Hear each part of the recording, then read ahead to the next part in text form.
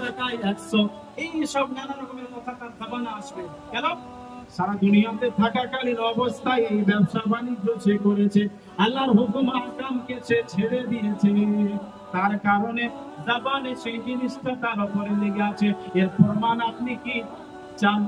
মানুষ বলবে, হযরত আপনি যখন এই কথাটা বলছেন এর শাওয়াহিদ আর গাওয়াহি সাক্ষীও আপনাকে দিতে হবে।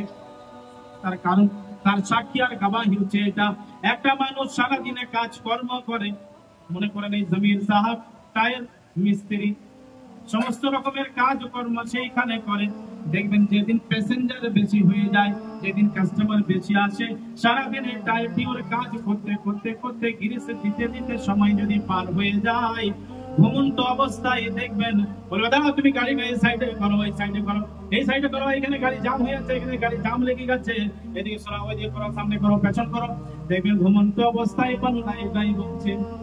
কেন ভাই, কেন বলছো ভাই? কোন ফেরেশতা বলে যে কথাটা বল এখন? না। আবার সে বান্দাকে আপনি উঠান যে জমির সাহেব একবার উঠো, উঠো, কি হলো তোমার, খবরটা বলো। বল ভাই কিছু জানি তো, কি হলো?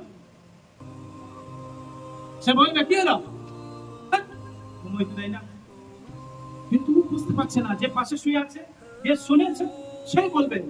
এমনি ওলামারা বলছেন একটা মানুষ ঘুমন্ত অবস্থায় যে কাজকর্ম সারাদিন করেছে, রাত্রি বেলায় ঘুমন্ত অবস্থায় সে কথাগুলো সে বলে, কিন্তু সে বান্দার বুঝে না।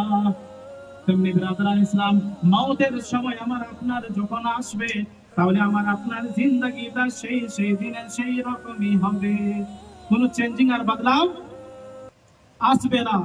যদি আমি আপনি বদলাও চাই, চেঞ্জিং যদি জীবনে আনতে চাই, তাহলে আমাকে আপনাকে কোরআনের আলো এবং রোশনি সে আসতে হবে। আসবো ভাই আমরা ইনশাআল্লাহ।